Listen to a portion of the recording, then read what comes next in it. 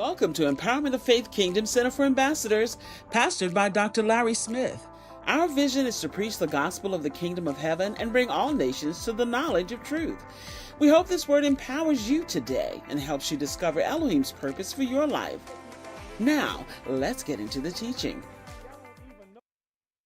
All right, shalom, everybody. We're certainly excited that we'll have the opportunity once again to give you the opportunity to hear the message of the kingdom. And tonight, we're going to have associate pastor Demetrius, my son. He called me dad. I call him son, not in the gospel, not in the faith.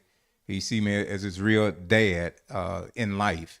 And also we have travailed in prayer for him and birthed him into what he is doing now. So we appreciate him so much. We have powerful teaching gifts here, and this is one of them. So I want you to receive the message that he has to us. The same message that Yeshua the Messiah himself would be teaching us if he was standing there. That's the way we receive. And so we appreciate you so much. Go right ahead. Yes, sir. Thank you, Dr. Larry. I do appreciate you for all that you've done for many, many, many, many years, making sure that I stay in position. So I appreciate that. So with that being said, we do want to say thank you all for joining us this evening.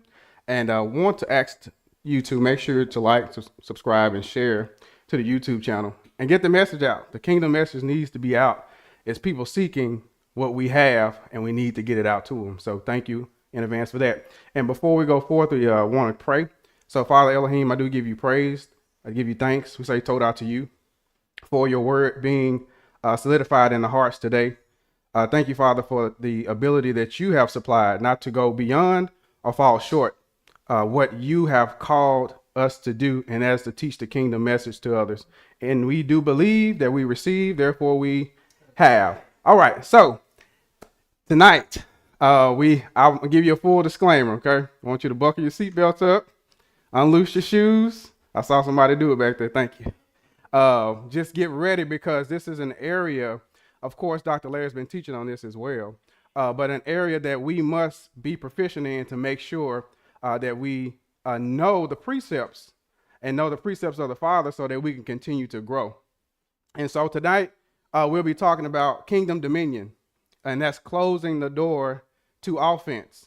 And so as I was meditating on this, the Holy Spirit was just showing me so many things that I'm like, okay, let me just slow down. Let me slow down, because it was just so much.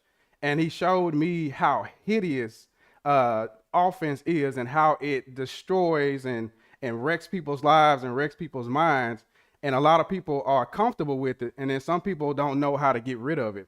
So they bury it in themselves and don't let anybody touch it. I've been in that category before, but I learned that as I submitted myself to the Father and submitted myself to his way of doing things, that I can be cleansed from the inside out. And so that's where the Father wants us to be cleansed from the inside, and then a reflection of that on the outside, not the other way around. A lot of people try to put on a facade, but on the inside, it's things that they just don't allow the Father to touch. And that's not completely giving it all over to the Father. So let's get right into it. And so let's go right to Tehillim 119, 162 through 165. And I'm going to pull it up as you're getting it as well. That's Tehillim 119. I almost put it in there. We're going to have to create something to do it ourselves, I guess. 162. All right. And it definitely went somewhere else on mine. 119, 165. All right. And it says, great shalom have those who love your law. And I'm reading from the New King James Version, just in case we didn't. I'll repeat that. Great shalom have those who love your law, and nothing causes them to stumble. And if you went into the King James Version, you'll see nothing will cause them to be offended. So that's a key principle that we'll be touching on tonight, and that is we must love the Father's word more. And as we submit ourselves to the Father's word more, then we're unable to stumble. Now, he didn't say things wouldn't come up.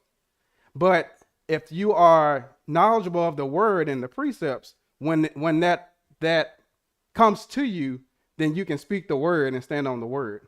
So that's one thing that we want to do. So again, it causes us not to stumble. Nothing will cause us to stumble. Not the small things, not the big things. It says nothing will cause us to stumble. So I believe that if the Father says nothing will cause me to stumble if I love him more and submit myself to him, then I'm going to believe it all the way.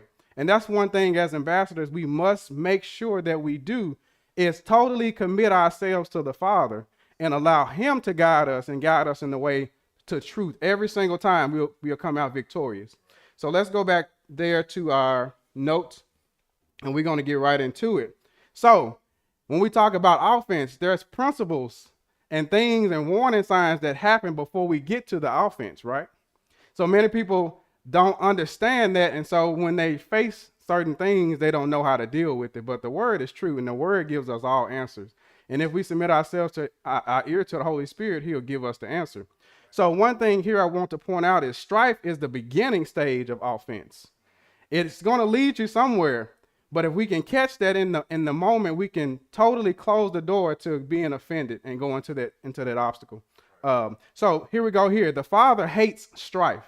I know everybody said God is love. I'm gonna give you that phrase that people use. But guess what? The Father hates things too. And we should love what he loves and hate what he hates, right? Even if it was in me, I need to hate it enough to say the Father hates it, so I need to get rid of it.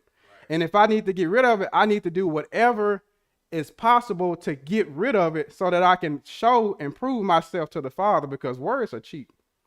A lot of people say things and don't mean it. And then when it's time to apply the word, they don't do it. And so it's a clear distinction of, do you love me or you don't?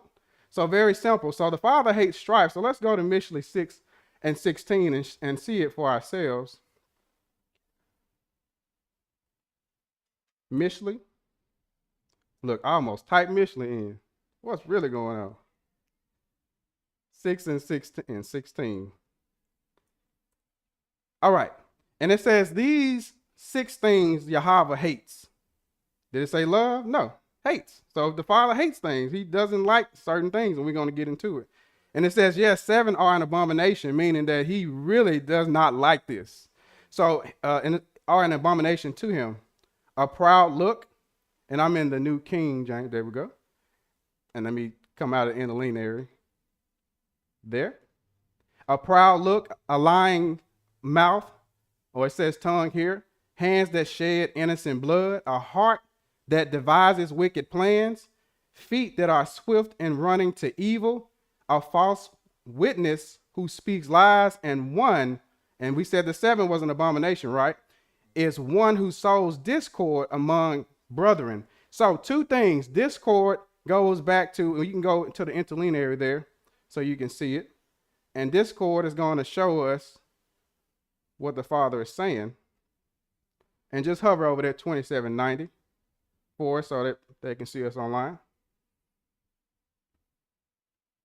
And I'm going to scroll down. Oh, I'm sorry, 4090. And it shows us very clearly that this is strife. So the Father hates one that sows strife. Strife is found in them amongst brethren. If you look at brethren in the Hebrew, it's and you're looking at the root word of it. It's just the Father, the one that he owns. The Father owns us, right? Because we've exchanged our will for him. So he doesn't want strife in the midst of brethren, those ambassadors, especially in the congregation, sowing strife. Now, how do we get to that?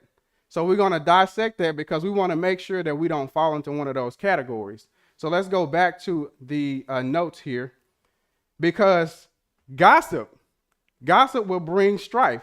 So you have to make sure you keep your mouth off of people, especially the ones that you call brother, the ones that you're sitting right next to. You have to be careful what you say, because that allows the access door to come in, and it opens the door to breathe or birth strife. And guess what? Strife will lead you right to offense. And offense locks up a lot of things for us. I'm going to share something with you personally that happened for me that I want to share, and hopes that you'll get the precept as well. Strife also breaks unity. And we know that the Father loves unity. He loves brethren coming together and working together. It's pleasing to the Father. It offers up a sweet aroma to him. So we have to make sure that we don't break that unity. I want to make sure that I'm not the one that the spot is found. The Father wants us unspotted. Those spots come by little small things. We know a principle in the scripture The small foxes destroy the vine. It's the small thoughts that come to you that you don't deal with, because if you subject it to the word, just as in Corinthians, you subject it to the word to make sure that it's from a pure source. But it's the small thoughts, that small conversation that you have with somebody. You plant a thought in their belief system, and guess what? The enemy's waiting on it. He's waiting on to breathe on that little seed that you planted. So be diligent in seeing what's going on. Also, strife nullifies favor. And you know, some people say grace, but we've been taught right? So it nullifies favor. It causes it, in the word for that, nullify, to make legally null and void. So legally make null and void when we operate in strife. Now, this is important. So our next point here is make every attempt to stay away from strife. We as ambassadors have to make sure, because look, the word tells us to renew our minds daily. He tells us that the flesh must die daily, and we know by proper teaching by our senior pastor that flesh is that human reasoning, trying to figure everything out ourselves. And strife loves that. That spirit of strife, it loves to get you in that realm of thinking outside of what you're supposed to think about. And that's where, at the end result of that, you get this bitterness. And then it opens the door for offense to happen. So we have a few scriptures to get through tonight that are going to show us very clearly how detrimental strife is, especially to our ambassadors. Now, let's look into Helaman 1:1. And it says, blessed is the man who walks not in the counsel of the ungodly, nor stands in the path of sinners, nor sits in the seat of the scornful, but his delight is in the law, the teaching of Yahweh. And his law he meditates day and night. And he shall be like a tree planted by the rivers of water that bring forth its fruit in its season, whose leaf also shall not wither. And so a point we want to get here, a principle, is over in that third verse there. No, the first verse, the last paragraph in that first verse. Nor sits in the seat of the scornful. And I want you to highlight that scornful again in the interlineary. I just want to show you what that is. And it as he's pulling it up. It says to mock or to scorn, to formally talk big, speak words which show no respect for the object, and make fun of the object. So this is where gossip comes in at, this mocking. And so you have to be careful of the conversations that you have, because you don't want to open the door for strife to enter in. And it's, again, the small foxes destroy what? The vine. So we don't want that to happen to us. So we have to be and care enough about your other ambassadors to say, hey, hold on, I don't think we need to talk about that. We don't want to sow discord. We don't want that to be an abomination in the eyes of the Father. And that'll kill that. And as we get through these scriptures, you'll see. So let's go to Mishlei 22:10, and we continue to see how strife is powerful. All right, that's 22:10. All right, and it says, cast out the scoffer and contention. When you go to contention, that's that again, that gossiping. It said, cast it out, and the contention will leave. Yes, strife and reproach will cease. You can kill strife right there by not operating in that realm of talking and talking about people and trying to start conversations, but you don't know what you're doing, because when you open that door, offense is very sneaky. It's very sneaky. It doesn't just pop up. And I'm gonna give you an example of that. I had to come before the congregation, and that wasn't an easy thing to do, but I was offended at my pastor. Yes, I said it. And it wasn't one of those offenses where you are meditating on something evil against your pastor. And we talked about it, and he said something that really enlightened me. And that was, well, because I was in denial of it first. I was like, no, I'm not offended. He said, well, young people like to call it, they distancing themselves. I'm gonna distance myself from this person. I'm just kind of distancing myself right now. That's offense. Why wouldn't you want to be in the face of a master rabbi or the teacher that's teaching you and feeding you? Why wouldn't you want to be in his presence? Something snuck in, and what was it? The small fox. The small fox does what? Destroy the vine. So we have to be careful of that. And again, offense is just like a bear trap on your head. Think of it like that. It's just kind of something gruesome like that, to where you're walking around with this, and people that have a spirit of discernment can see that you're truly offended, but you are the one that think you aren't. That's a dangerous state to be in, because if you can't acknowledge it, you can't be free from it. The Father is not going to heal an area that you don't open up to him. But if you're in denial of it, oh, I'm not offended. Yes, you are. You didn't do this. You didn't do that. That's a dangerous state to be in. And that comes up through, again, strife. So let's go to Mishley 15 and 18. Y'all faster than me back there, because I'm like trying to catch it. If Caleb was back there, it'd be even faster. So a wrathful man stirs up strife, but he who is slow to anger allows contention. That's what I want to stop right there. So the wrathful man stirs up strife. So the one that is engaging in these conversations is stirring it up. And once you stir it up, strife is a one-way street. And when you go through that street, you're going to meet offense at the end of it. And it's going to lead to destruction. And we don't want to go through that process. That's why we're teaching today, because we got to uproot some things that's in there that we never dealt with. So let's go to Mishley 30 and 33 as we build this foundation. And I'm going to read it for here just for time's sake. For as the churning of milk produces butter, and the wringing the nose produces blood, so the forcing of wrath produces strife. Let's continue over in Mishley 26:21. As charcoal is to burning coal and wood to fire, so is the contentious man to kindle strife. Contention again. The gossiping. We shouldn't be gossiping as ambassadors. It breeds strife. It's going to open the door. You have to keep yourself clean at all times. Watch what we say, because life and death is in the power of what? The words that we speak. So we can be in conversation with someone and open an access door and not even know it. And next thing you know, you're offended. Next thing you know, you're having to apologize about something that you did because you didn't deal with it then. So let's continue in that. So this is something, a principle that my dad, my pastor, my mentor taught me, and it has helped. And that is communication kills strife.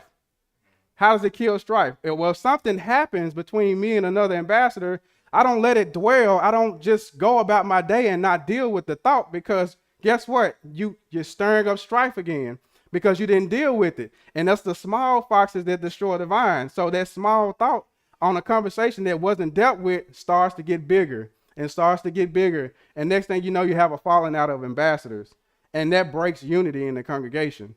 So you have to think of it in a sense of a whole. Each person is after the individual, but let the individual make sure that they're in right standing and the unity can continue. I can't focus on the other person, but I need to make sure that I'm cleansed. I need to make sure that I'm whole. I'm making sure that I'm defensive of those devices of the enemy. And that comes by way of teaching, because we're not ignorant of his devices.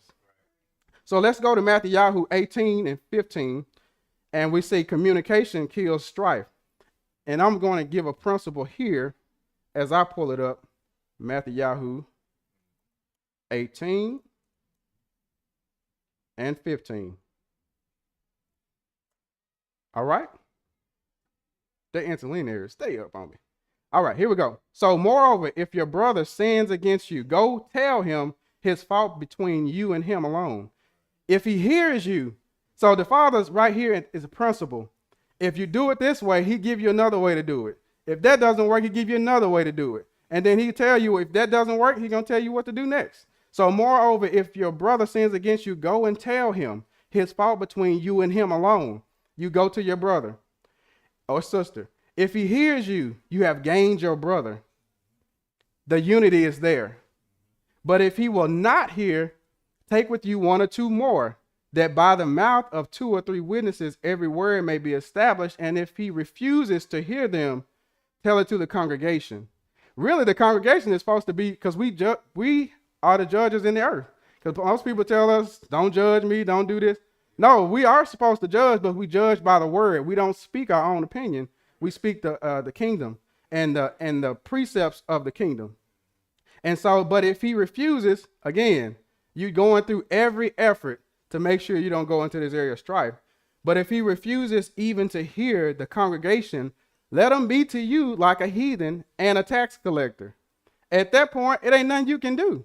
That's why it's important to make sure that I'm doing what I'm supposed to do. Make sure the blood is off of my hands at all time, because that same brother that you went through all these things with may be the same one that come back and you give him the word again and they are cleansed. But you're already cleansed, so you have overcame that, so you can strengthen your brother. So you don't want to fall into that. So this is how important not letting offense come into the camp or into the congregation or those of people that you're close to. So let's continue here in Mishley 16 and 28.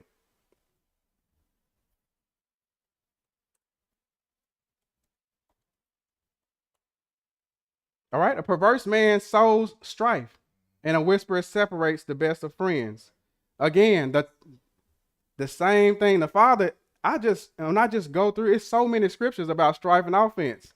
So it lets me know it's very important. The Father, again, is trying to make sure that things are not held up. So I'm gonna go here because I want to show you this here. And that is, let's skip down to Jacob 3 and 14. 3 and 14. 3 and 14.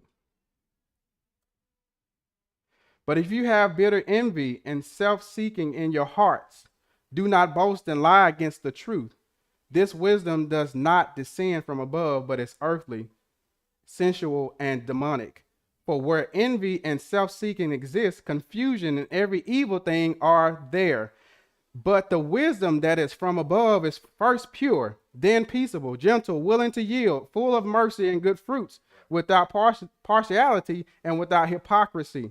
So this here, that envy, this jealous spirit, this all can happen during this process of being submitted to strife. And it goes into the belief system. And then you act out those things because you did not check that thought. And so this is why it's important to continue to communicate, because you don't want that space in between not dealing with something and an access door opening. That's all Satan needs. Just one little tinge of an access door. The door just barely cracked, not completely closed and locked, just barely cracked. And he's in. That's what he wants to do. And so another thing that strife does, and let's go to the next point. There on the notes. And it's strife is a one-way street. And what we mean by that? It's a self-evaluation. You want to make sure when you go through this process, it's you. And many people, they don't forgive. They get into this realm of offense and they want the other person to do something for them to release them of the offense. It's a one-way street.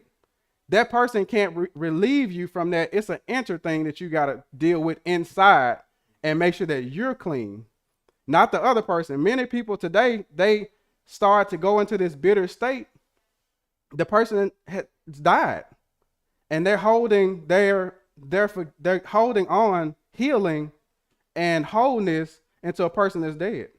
So that's why we say it's a one-way street. It's a self-evaluation. So let's look at this, because we talked enough about strife, but let's go into the woes of offense. So just the principles. We're not going to get too deep into it, but principles that we should know. So this is very simple. Offense is a stronghold. It's thoughts that hold you strongly, that get into the belief system, that cause you to distrust people you should be trusting. And let's skip down right quick, because I want to do this as well. Let's go to note number 7. We'll come back up to there, because it's important. It gets you to distrust people you should trust. What's the first one that normally comes up, especially in the congregation, is note number 7. It may be one up. Yes. Offended at your pastor. offended at your pastor. Well, and we know Dr. Larry ain't short of correcting now. Everybody know that. And that ain't no problem because we know that's what a father does when we understand that. But you have to make sure you check yourself to make sure you're not offended, because if you're offended at the one that's giving you the word, you're really not offended at him. You're offended at the Father, because he's a messenger here teaching the word, but it's getting blocked because you have offense. So it's always a point where this is going to happen, especially being in close proximity. And that's why I was when I found out I was really offended, I was like, how did I?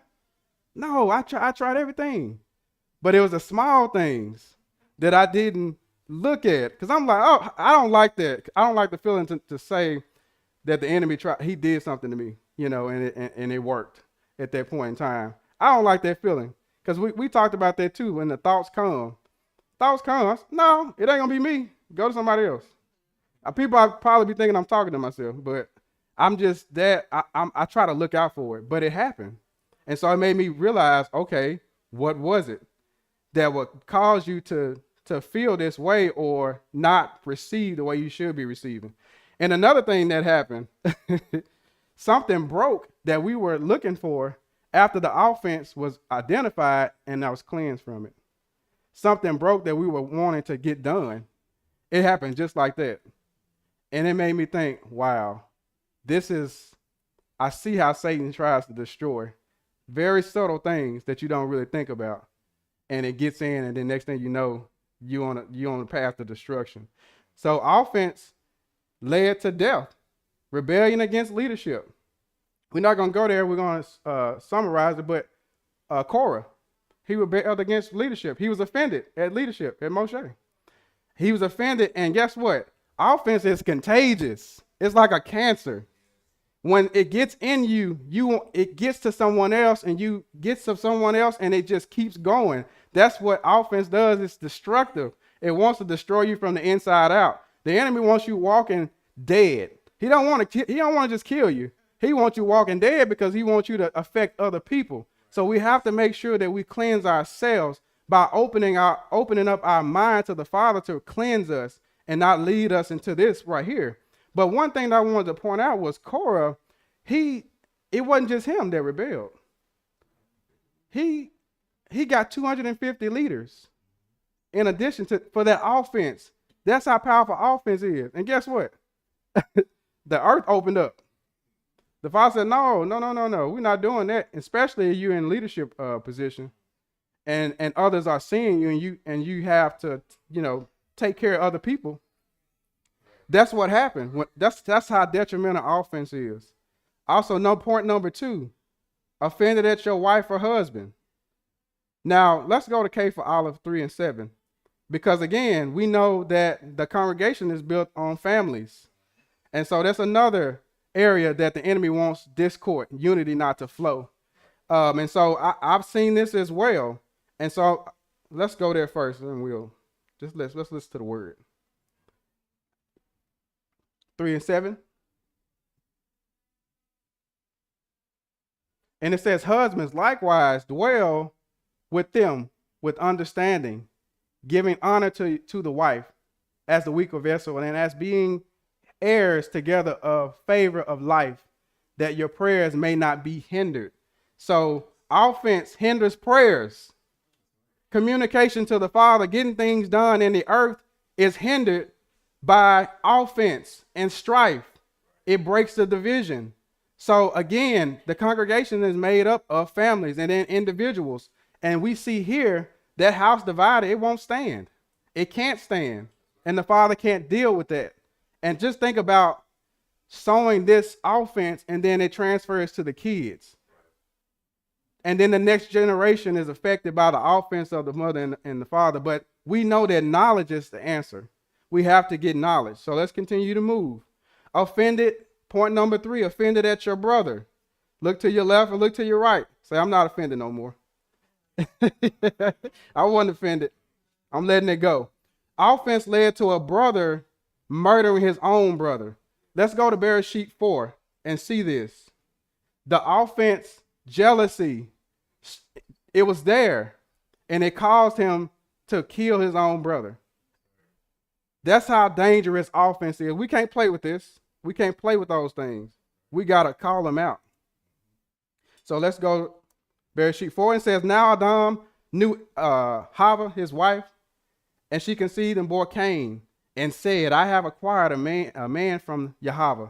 Then she bore again, this time his brother Abel. Now Abel was a keeper of the sheep, but Cain was a tiller of the ground. And in the process of time, it came to pass that Cain brought an offering of the fruit. He was given first fruit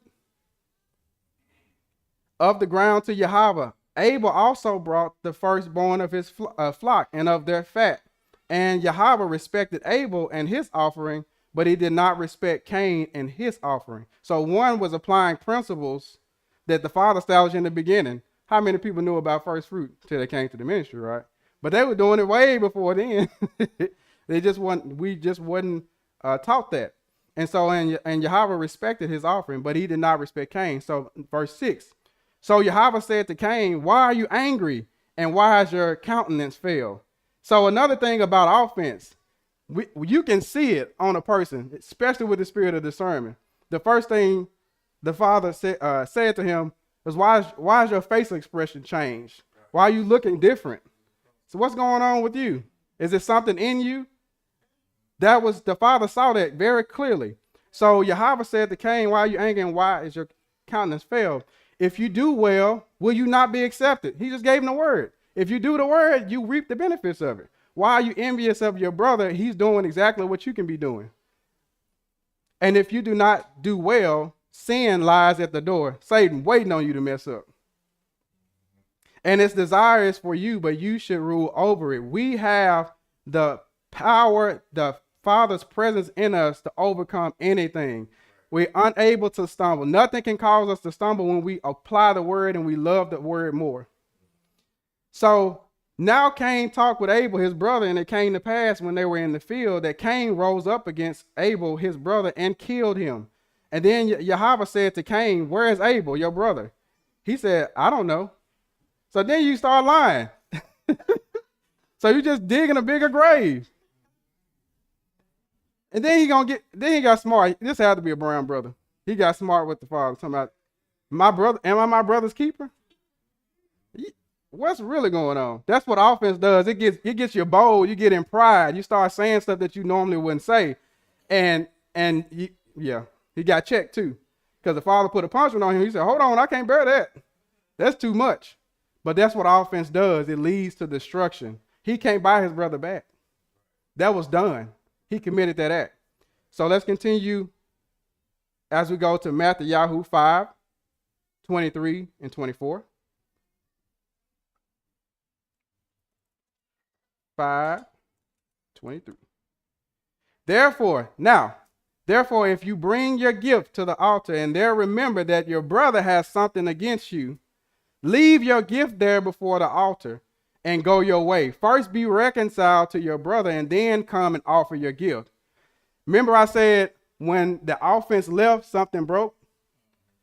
So somebody that's listening right now is offended and this person is offense, and they've been returning their tithe, first fruit, free will offering, doing what the Father told them to do. But the Father says, if it's in you, he said, go be reconciled with that person before you come back in here, because I can't bless something and you got this in you. You're tying up my hand. So again, that's how detrimental offense is. So let's go through our list, even back when we were 3 or 4 years old, 7 years old, 18 years old. Let's make sure all of that is cleansed, because that can be the very thing that is holding up that principle working for you. That offense. That's how detrimental offense is. Let's go to point number 4. Offense from the past. Oh, I can't do this. I did this. I messed up. I can't be redeemed. And it goes into point number 5, offended at yourself. Guilt, running guilt in there and not allowing the Father to deal with it. So let's go to Corinthians 5:17. 5 and 17. Therefore, if anyone is in the Messiah, he is a new creation. Old things have passed away. Behold, all things have become new. The Father cleansed that from us. We don't have to live in the past and the decisions that we made because we're new in the eyes of the Father. We have to see ourselves as the Father sees us. And we have to repeat back to ourselves what he already has said to us. We have to remind ourselves that I'm from the Father. I'm his very own. He loves, he cares for me. He wants me to be successful. He wants me to have healthy relationships. He wants me to see my pastor clearly. He wants me to see my wife and my husband clearly. He wants me to fellowship with my brother. He wants unity, and he wants it to flow through me. And let it be me that it can flow through. But the offense is built up, it's fortifying around, and it's blocking things from coming in because it was not dealt with. And if it was not dealt with, then you can't operate fully in the role that the Father has designed us to operate in. So we have to make sure that we go back to it. Now, point number 6, deeply rooted offense. Anybody know a bitter person? Anybody?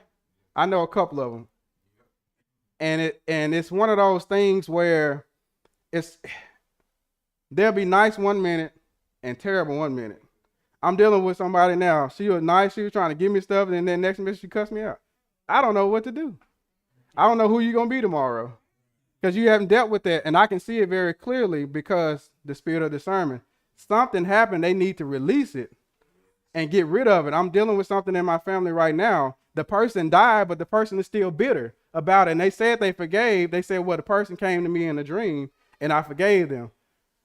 You still trying to put it on them. The forgiveness is for us so we can keep operating the way the Father wants us to operate.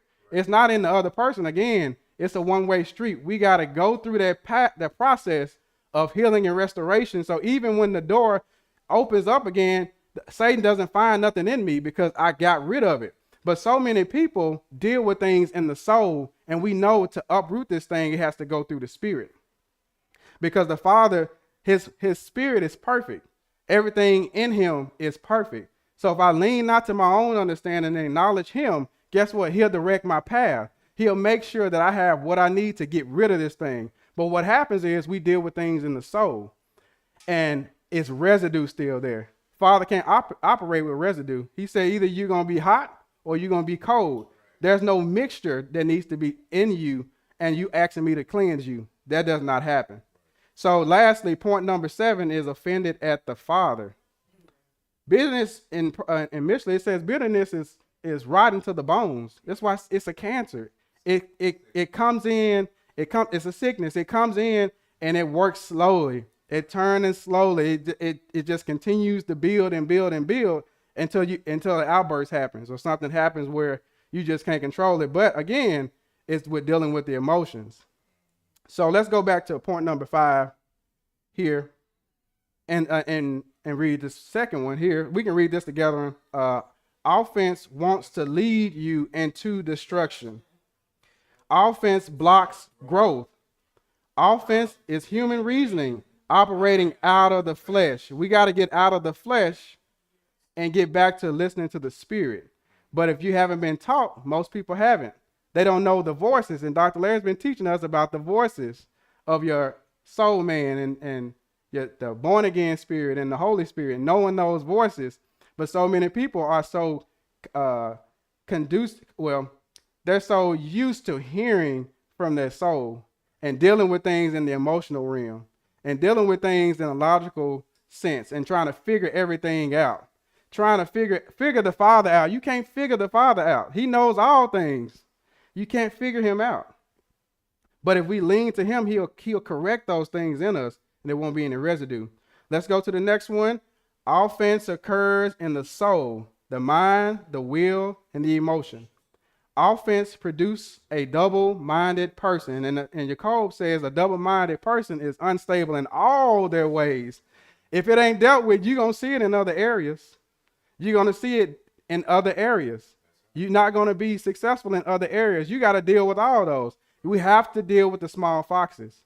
Those small foxes, the one I thought about today, because I said, let me look at a picture of a fox. I said, okay, the fox look It looks kind of harmless, type of thing, just out there. And it made me think about, that's the thoughts that we didn't subject to the word that's in us, that's found in us, those small thoughts, those little bitty things that we, it's nothing. And it destroys the vine. It destroys the fruit of what you're connected to. It can't produce because it got destroyed by something that you did not protect it from. You have to protect yourself from offense, from strife, from gossiping, because you want to produce fruit. That's evidential proof that the word works. Let's continue together. Offense produces a double-minded person. And lastly, meditating on offense leads to bitterness. Meditating on the wrong things. The Father told us to meditate on his word day and night. Never cease. Not meditate on the offense. Meditate on what someone did to me 12 years ago. Meditate on my relationship with my father, and he didn't do me right and he walked out on me. Not meditating on that, but meditating on the word and the word only. Because no matter what anyone else does, the Father will never leave you. He'll never forsake you. He'll never put you in a position where you can't get out of. He's there to keep us whole and healed. So that happens because we have to open ourselves up to say, Father, deal with this in me. Help me overcome this because I want to make sure I'm right with you. I want to make sure that I don't destroy the next generation because of the decisions that I'm making. It's very important. We all have to deal with this thing. And this is the other thing. So that spirit, the spirit of strife, it'll come in, and you thought you dealt with it on the soulish realm. Again, residue. And guess what the scripture said? It come back, yeah, the house is clean, but they didn't put something back in it. They didn't get the precepts. They didn't get the word. They dealt with it with human reasoning, logical reasoning in the soulish realm. They tried to, suppress emotions, but they didn't deal with it. I dealt with that for years. I just kept suppressing things and suppressing things and suppressing things. My wife said, you got to communicate. Nobody knows if you don't say anything. And my dad has taught me that as well. Communicate. I want you to communicate more because I get in trouble because I don't communicate all the way. So I had to make sure. I'm like, okay, yes, I see how that happens because I didn't fully do the whole precept. Just some of the stuff that I wanted to do. But this thing here, this offense, it got to be dealt with. Because if you don't, you're going to see some things locked up. We even saw it, the gifts. Things are locked up because I haven't dealt with offense. I haven't dealt with the inner me and get the real answer to the questions. So let's go to this last one. And I want to, because most people deal with things in the emotional realm. Let's go to point number 6. And this Hebrew word, offended. There's so much in this. I was just typing. I'm like, it's so much in this. And I just wanted to give you some of these principles. And we can read this together. When you are offended, pride will show up. It will show up, and pride will take you to destruction. It'll take you right there. So we have to make sure that pride, being lifted up in pride, you'll get rebuked. That's what that Camille was saying. And then we see here the next one. When you are offended, what's on the inside will come out, even in the words that you speak. What's on the inside, what am I meditating on, will come out. And we'll see clearly what is deeply rooted in us. So if you have this type of attitude, take it to the Father and get it cleansed, because that's not the way he wants you to operate. All right, next, when you are offended, destruction is near.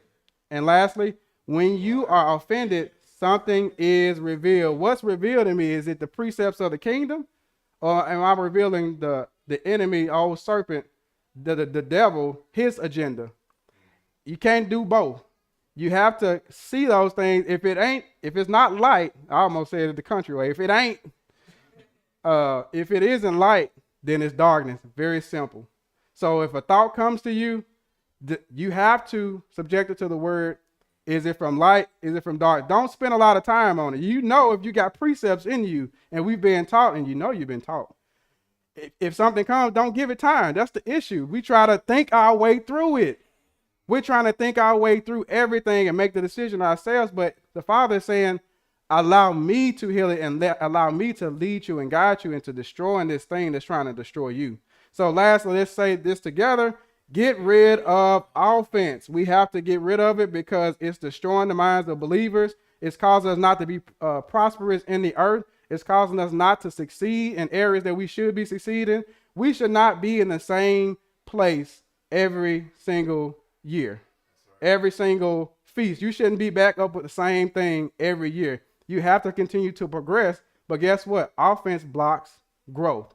You cannot grow if that offense is not dealt with. The Father can't deal with something that you don't open up. He don't bust down walls to get to us. He waits till the door is open, then he comes in. And that's by way of opening myself up to him and exchanging my will for his will. So lastly, we're getting ready to close it out. But I wanted to say this. So through all of this, we have to make sure that we submit ourselves to the Father, because it's important for us to continue to grow.